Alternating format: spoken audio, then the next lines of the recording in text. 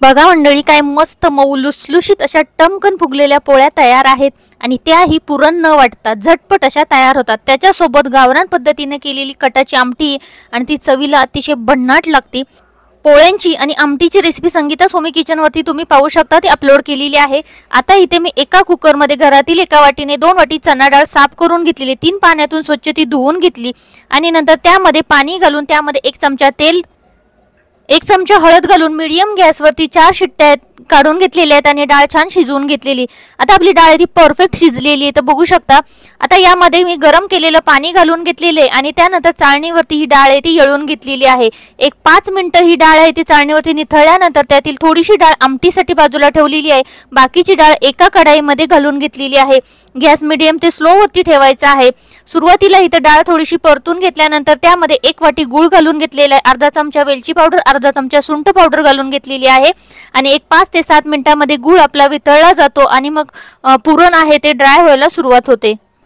इथं बघू शकता चमच्याने हलवताना पुरण आहे ते आपले तयार झालेले, मी स्मॅशरने थोडंसं मॅश करून घेतलेले आणि आता आपलं पुरण आहे ते तयार झालेले एका डब्यामध्ये काढून घेतलेले।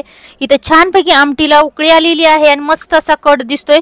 आता आपण पोळ्यांसाठी आपण पीठ तयार करू। 1 वाटी गव्हाचं पीठ, 1 वाटी मैदा घेतलेला आहे, त्यामध्ये चवीनुसार मीठ आणि अर्धा हळद घालून पीठ छान मळून घेतलेले। पीठ मळल्यानंतर त्यावरती 1 चमचा तेल टाकलं आणि परत 2-3 मिनिटं पीठ मळून घेतले आणि 10 मिनिटांसाठी मुरत ठेवलेले। आता 10 मिनिटं झालेली आहेत, पीठ छान मुरलेले आहे। थोडंसं पीठ घुसळून घेतलं, त्याचे गोळे तयार करून घेतले आणि त्या गोळ्यांमध्ये इथं बघू शकता आपलं जे पुरण आहे ते अजूनही थंड झाले तरी सुद्धा किती सॉफ्ट आहे ते बघू शकता। अतिशय सॉफ्ट असं पुरण तयार होतं। त्यानंतर हे पुरण आहे ते अशी पारी करून त्याच्यामध्ये भरून घ्यायचे आणि छानपैकी बंद करायचे। तुम्ही जर पहिल्यांदाही पोळ्यांचा स्वयंपाक करत असाल किंवा पोळी बनवत असाल तर तुमची पोळी अजिबात बिघडणार नाही, अशा पद्धतीने तुम्ही बनवली तर। अशा पद्धतीने पोळी भरून घ्यायची, हलक्या हाताने पोळी लाटून घ्यायची आणि त्यानंतर मग तव्यावरती घालून घ्यायची। तर बघू शकता पोळी लाटून झालेली आहे, आपण तव्यावरती घालून घेऊया। एक्स्ट्राचं जे पीठ असेल थोडंफार ते रुमालाच्या साहाय्याने झाडून घ्यायचे आणि त्यानंतर तूप घालून मस्तपैकी दोन्ही साइडनी पोळी आहे ती भाजून घ्यायची। आता इथे बघू शकता आपण दोन्ही साइडने तूप लावून घेतलेले आणि पोळी पहिली भाजून घेतलेली आहे। आता आपण दुसरी पोळी अशाच पद्धतीने भाजून घेणार आहे। एकदम सॉफ्ट अशा पोळ्या तयार होतात आणि खायला खूप टेस्टी लागतात।